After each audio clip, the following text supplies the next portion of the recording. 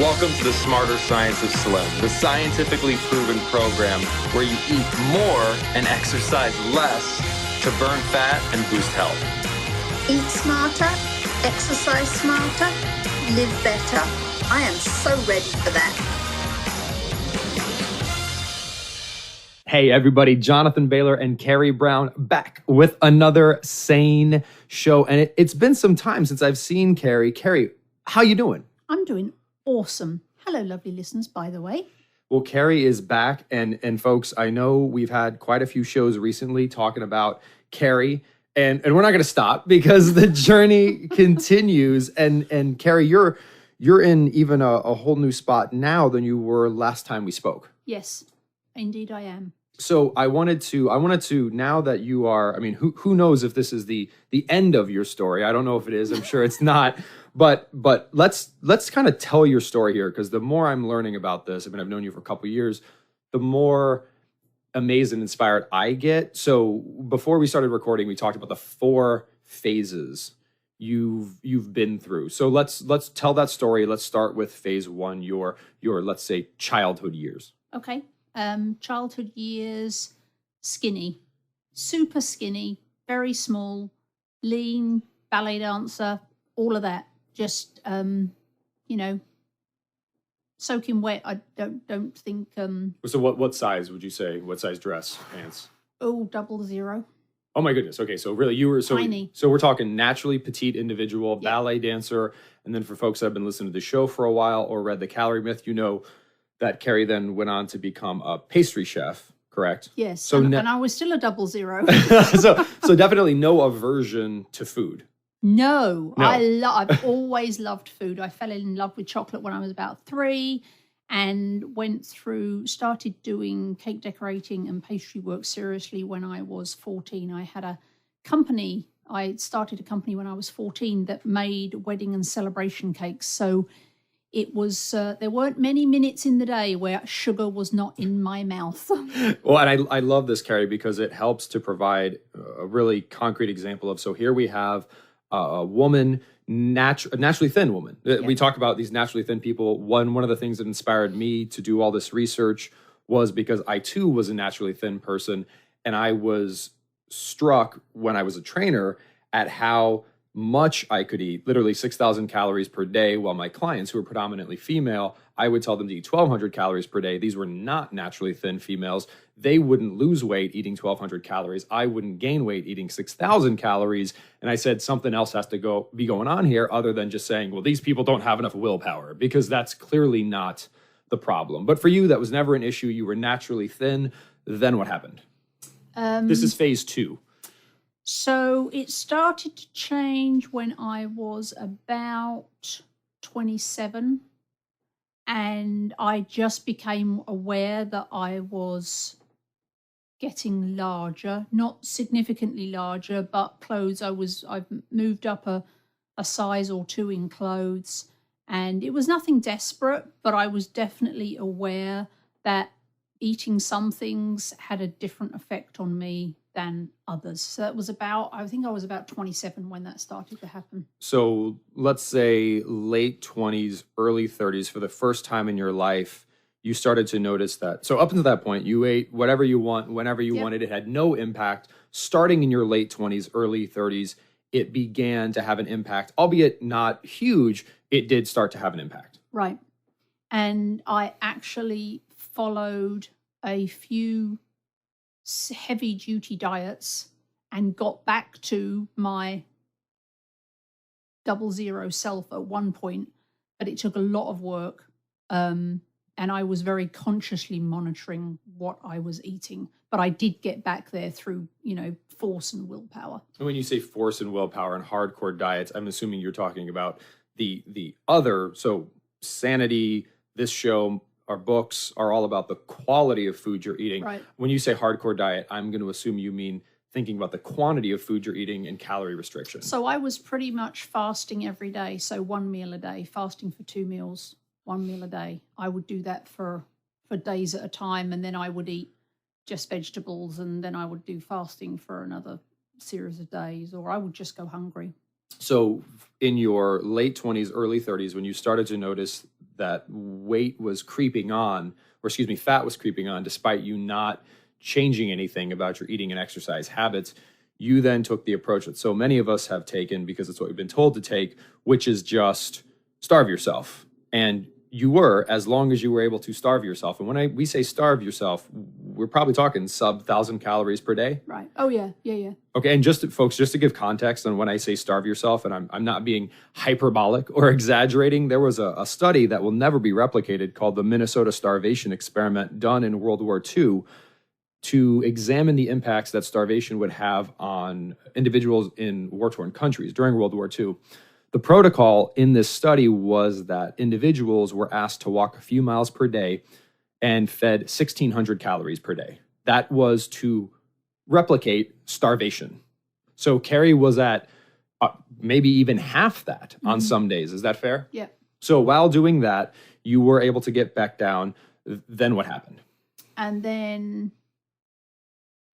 it's a bit of a blur, but it's probably because your brain wasn't working. Because I remember what happened.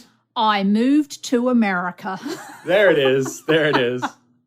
And even though I ate pretty much the same foods in America as I did at home, I really started to put on the weight.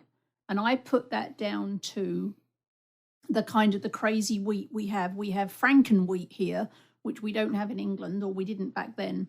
And food with a lot more additives and a lot more fake stuff and a lot more processed oils and a lot more highly processed, like high fructose corn syrup. You never hear about that in England. Well, you didn't back then. Yeah. So there was all this Franken food. So even though I thought I was eating the same in America, I was actually eating Franken food, and that's when the weight really started coming on.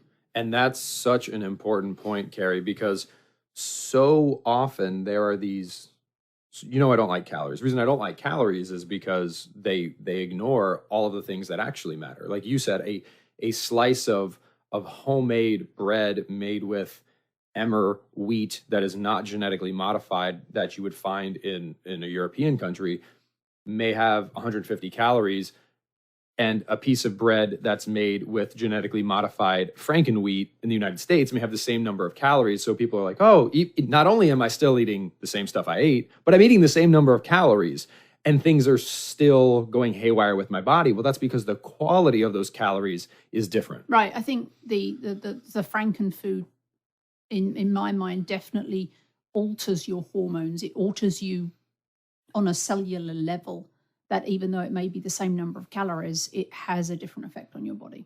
And we can certainly say your opinion is spot on, Carrie, because we've seen MSG is the most conspicuous example where you can just administer MSG, which is in lots of stuff, into rodents, because they won't allow this study to be done on humans because it's so detrimental. And you will literally see what researchers call a dose-dependent relationship between MSG and fat gain, meaning that keeping calories equal, keeping everything else equal, the more MSG you give a rodent, the more fat they will gain, independent of everything else staying the same. So certainly this matters. So this is the third phase of your life when, despite the fact that you were probably still doing the same thing that 95% of Americans do, which is eat the standard American diet when you're hungry, stop when you're full, treat yourself occasionally.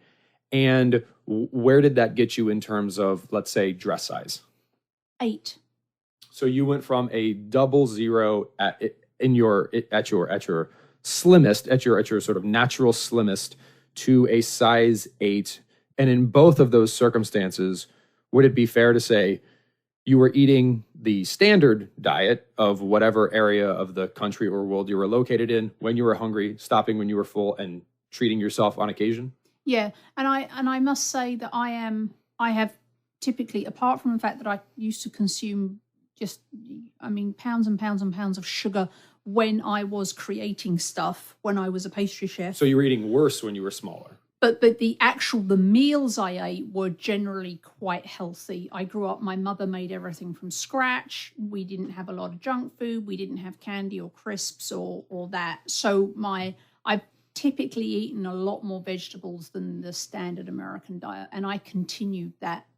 But I was still got to a size 8. Okay, so just to recap, because I think this is, while a lot of our listeners may not have been as blessed as you or I in the sense of starting from a place of natural slimness, they can certainly empathize with starting from a place of, hey, I ate what most people eat when I'm hungry. I stop when I'm full. I treat myself on occasion. And I've done that consistently throughout my life. So that's not what's changed. Yeah.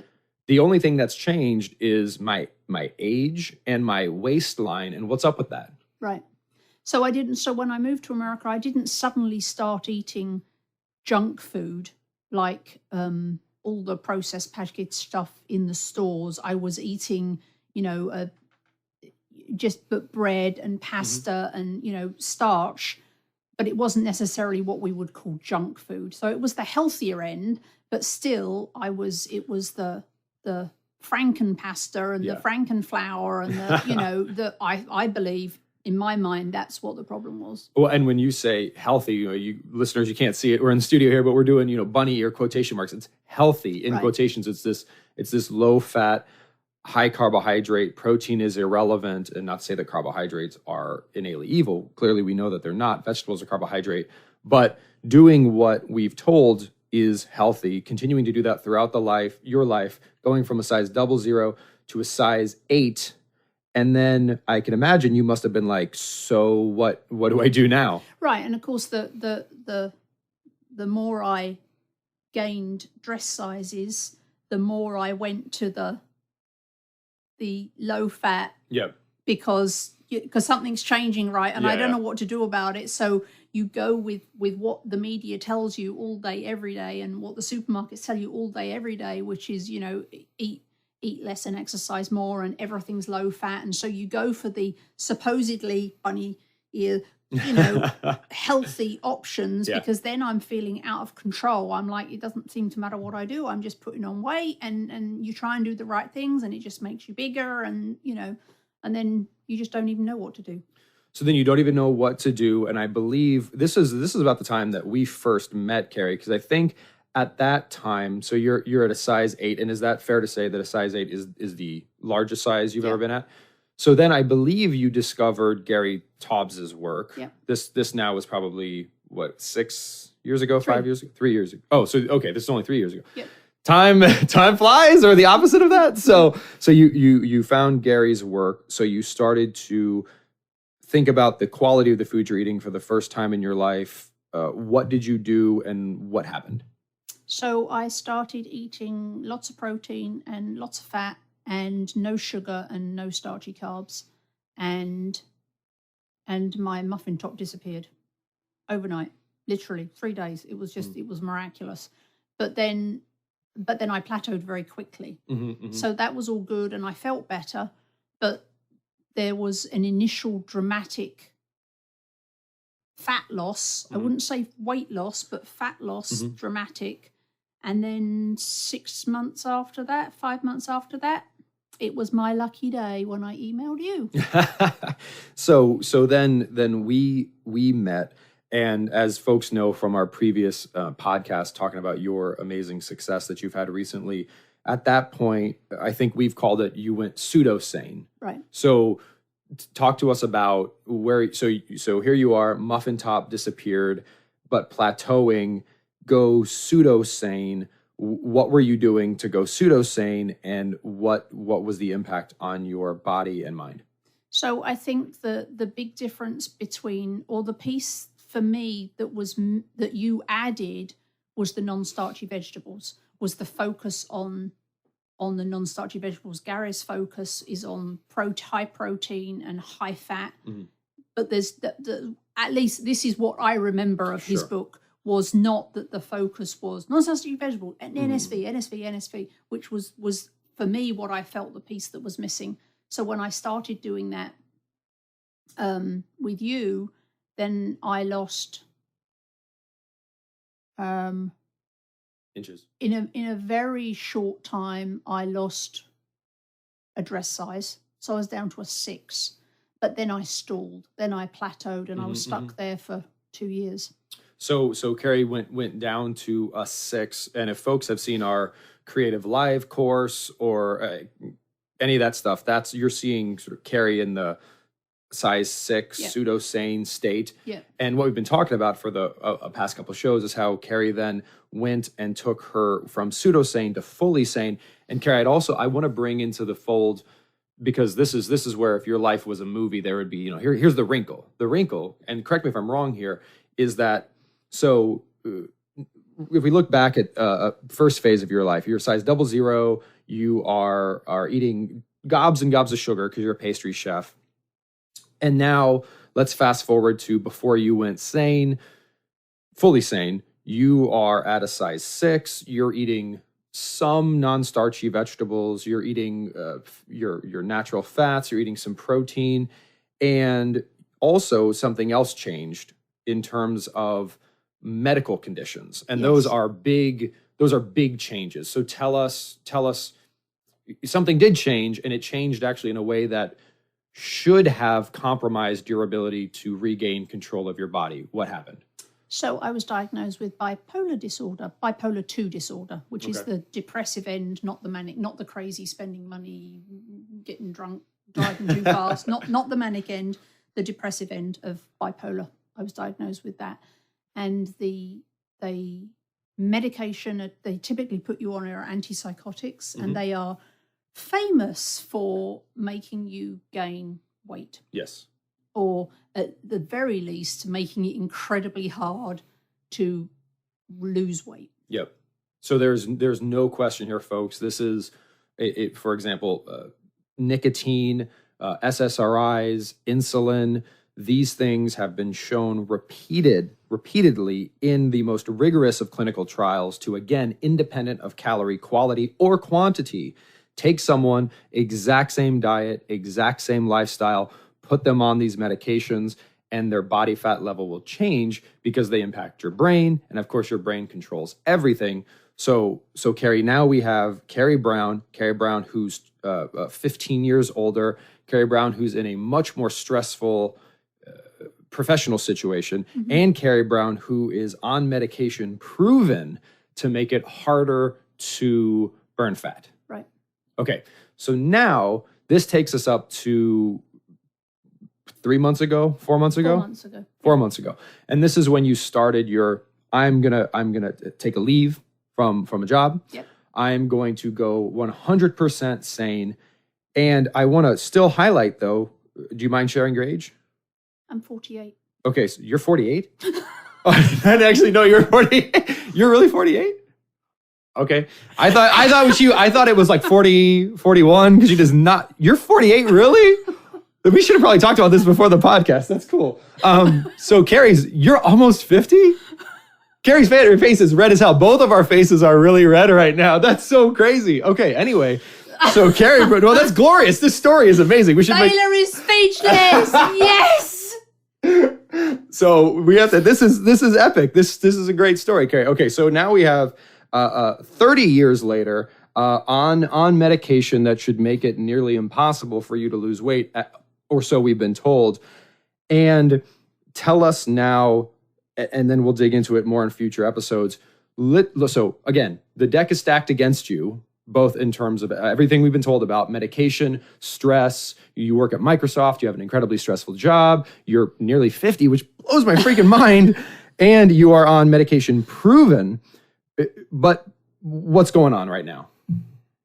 Right now where I am today? Yes. Well, I've never felt healthier than I felt now. And for the purposes of what we've been talking about, I am now a size 2. So you are, and still losing. So I'm not sure that 2 is my final resting point, but 2 is where I am right now. So you're at a size 2. You're feeling better than you ever have, and you are. And I look awesome for nearly 50. And you, well, clearly, I didn't even know. This is ridiculous. Kind of blew my mind a little bit. But friends, the reason I wanted to share this is we've talked about a lot of different things, obviously, on the show. But one of them is that, first of all, setting goals that are realistic and reasonable and focused on health first are so important because, first of all, Carrie started from a different spot than a lot of us. And we talk about, for example, don't make your goal. I think we talked about on a previous episode, like my goal shouldn't be to look like Ryan Gosling, because I can't make my face look like Ryan Gosling's face. Darn it. But I can make myself, it's the best version of me that I can. So Carrie is starting from a different place than most people are, but it's amazing to see, and I'll let Carrie talk more about this, that when she put her health first, and when she focused on eating more sane foods, meaning foods that provide her body with the most of what it needs to do what it wants to do, like Carrie's body once, in the first 26 years of her life, as evidence, wants to be about a size 0 or a size 2. I mean, she has a petite body by default. And just like our bodies don't want lung cancer, it's not like they want to get diseased. They also don't want the now clinically shown to be disease of obesity. So when we provide our body with an abundance of the fuel and the quality of food that it needs to be healthy, despite the fact that 30 years have passed, despite the fact that one is on high dose medication that should make this impossible, and despite the fact of having immense stress in one's life, with the proper quality of food in abundance, you can, what we've said for years, reset your set point. You can make your body fight to keep you slim, like it right now might be fighting to keep you not so slim. Is that fair, Carrie? Right. And so I now have the same body that I had when I was in my mid-20s. And I'm still losing. So I think I'll probably get back to where I was when I was 16. But the important thing, and I think you mentioned it just now, but the important thing for me is that I wasn't trying to do this. Yes. My focus back in January when I took leave was to heal my body. But it had nothing to do with losing fat that was just not even on my mind. So I didn't measure anything. I have no measurements, but I did it to make the rest of me healthy. And a fabulous byproduct of that is that I now have my natural body back. And it took 3 months. So it was fast. I mean, super fast. And I got to tell you, it was easy. Once I'd switched on the fat burning hormones, it just was easy. Because just like, and folks, that's crazy talk. Right now, maybe think about how easy it seems to maintain your current less than ideal waist measurement, right? If you're not where you want to be right now, think about how hard it is to deviate from that. Well, once you've healed your body, which is what we're talking about here and why I'm so against starvation dieting, because starvation will never heal you. Starvation can't heal you. That's like saying the way you heal your lungs after smoking is to smoke shorter cigarettes. That doesn't, less of the poison that has broken your brain, gut, and hormones doesn't cure you. It will just kill you more slowly. So what we're talking about here is cure. What we're talking about is healing. And I can't think of a better case study than you, Carrie. And it's so phenomenal to be able to share this with people, because you have taken this journey and you've been public about it for almost 2 years now.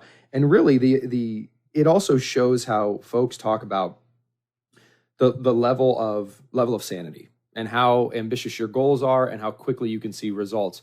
And you are a perfect case study, again, saying that, hey, if someone wants to take this a little bit more casually, just still eating some starches and sweets, not really doing the non-starchy vegetables, you can go from a size 8 down to a size 6 or a size 5, never be hungry, not really worry about it. I actually think early on in our podcasting, you, in fact, on weekends, were just like, whatever. So it was like complete insanity on weekends. And then you made the choice, not for any vanity reasons, but to say, I am going to do SANE as is recommended. So non-starchy vegetables first and foremost, nutrient-dense protein, whole food fats in that order. And you went from at your highest, a size 8, down to a size 2, and never in that path were you ever hungry. Ever. No. So it wasn't a quantity thing. You ate till you're hungry, stopped when you were full. It was just, you just dialed up the quality. and then you dialed up your results. Right. And now I've completely lost my train of thought, but I had something really important to say. So Well, keep talking, I'll probably remember Well, it. no, that's all right, because we're actually out of time for this week. But folks, we've got a bunch of great stuff in store for you over the next coming episodes. Going to dig into the psychology of slim and a bunch of other fun stuff. And again, I just want us all to pressure Carrie into taking more photos of herself, because we've got to get those after pics out there, because it's just amazing to see this. And I think so many of us out there, and Carrie, we talked about this before we started recording, we're literally like, based on my circumstance, I can't get better. I remember you saying to me clearly at a recording session, Jonathan, you were, not feeling it. You said, Jonathan, my doctor's got me on these meds. I'm so sorry if I balloon up. Like, there's nothing I can do. I'm on these meds. And it's now later than that, you're still on the meds, and through high quality eating, you continue to transform yourself, which is amazing. And I think gives us all hope. So kudos to you. I remembered what I wanted to say. All right, one last thing. So I don't want anyone to feel affronted when I said it was easy, because it was, but I don't want you to be sitting there feeling like, but it's the hardest thing. It's not working for me, da, da, da, da. For me, I spent 2 years never believing or never even imagining that I would ever be a size 2 again. I just resigned myself to the fact that I would be a size 6 forever, and I would never lose the fat I wanted to lose, and I would just have to, give up. But as soon as I started, I think I changed my mindset to that completely of health, I took my mind off the fat loss and put it to health. And when I really tweaked just a few little things around being truly sane, and also being religious about doing the eccentric exercises, and got my sleep under control and got my stress under control and a few other things that we've talked about in previous podcasts. Literally, once I'd done those things and it switched and my hormones started to heal, I literally just started to melt. Yep. And it truly was easy. So, I want to encourage you that if you think it's hopeless, if that's where you were, I was there for 2 years. But if you find your, magic combination that switches that switch, I'm sure you'll have the same results. And it's so important and inspiring, Carrie. And when we say same results, remember that when you're thinking about results, think about your starting point. So Carrie's starting point was a size 0 or a size 2. That's her starting point. That might not be your starting point. So wherever your starting point is, think about when you were at your healthiest, and let's work through sane eating and eccentric exercise to get you back to your healthiest. And you'll see that once you're back at your healthiest, your body will look like it did when you were at your healthiest. Right. Make sense? Right. Absolutely. I love it, Carrie. Well, lots of good stuff to come. And folks, until then, remember this week and every week after, eat smarter, exercise smarter, and live better. We'll chat with you soon. See ya. Wait, don't stop listening yet. You can get fabulous free sane recipes over at carriebrown.com. And don't forget your 100% free eating and exercise quick start program, as well as free, fun, daily tips delivered right into your inbox at bailorgroup.com. That's BAILOR group.com.